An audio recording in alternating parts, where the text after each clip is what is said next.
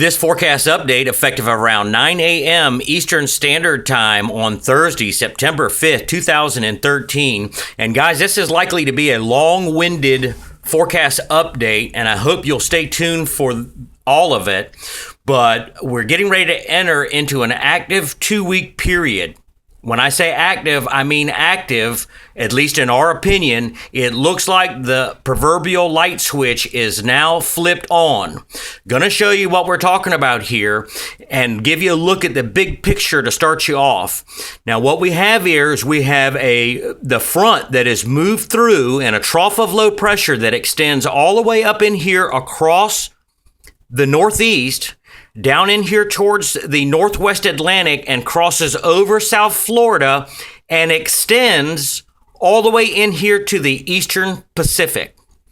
Rule of thumb during hurricane season is you always watch fronts or the tail ends of fronts for something that may want to try and spin up.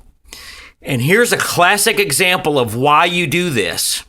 Because this front is so long, or this trough of low pressure that's moved all the way in here from the north, all the way in here to the eastern Pacific, we currently have two areas, one right off here in the eastern Pacific, another one which is likely to be Humberto in the Bay of Campeche, now designated as 99L Invest out of the National Hurricane Center, and we have Tropical Storm Gabrielle over here over Puerto Rico.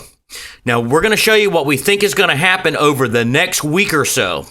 And guys, it's going to be very important for everyone to stay tuned, because there are some signs and signals, again, in our opinion, that we could be looking at a strong storm here off the southeast of the Outer Banks going into next week's forecast, with a possible major hurricane moving off the African coast in the next 4 to 5 days. So I hope you'll stay tuned, but let's walk you through this now, or at least start you through this. We have our eye on the Gulf of Mexico and have been over the last 3 or 4 days. It looks like we're going to get Tropical Storm Humberto in here in the Bay of Campeche. This area is now designated as 99L Invest out of the National Hurricane Center. Won't spend a lot of time on that at the moment, but this looks to push heavy rains into Mexico.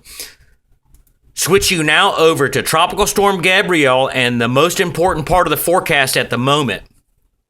Tropical Storm Gabrielle, the original circulation center, was in here south-southeast of Puerto Rico. There's strong southwest shear over Hispaniola and north of Puerto Rico.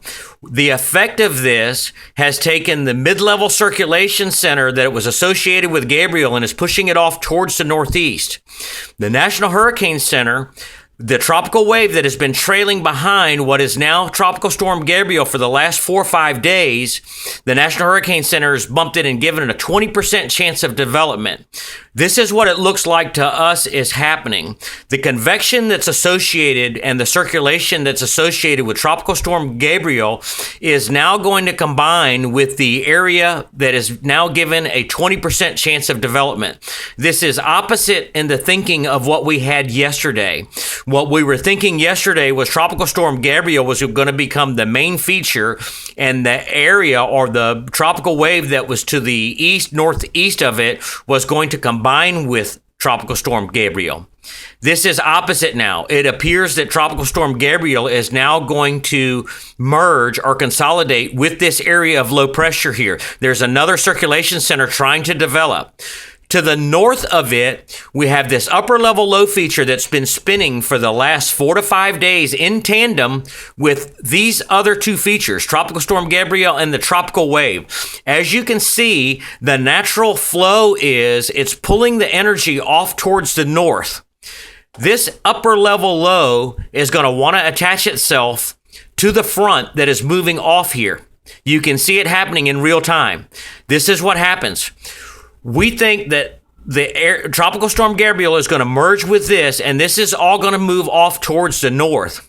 But as we go forward in time, we think that a piece of energy is going to be left southeast of the Outer Banks. Let me see if we can switch this over for you so you can see in this image a little bit wider view. Here's the upper level low feature again. This is going to try and attach itself to this trough right in here.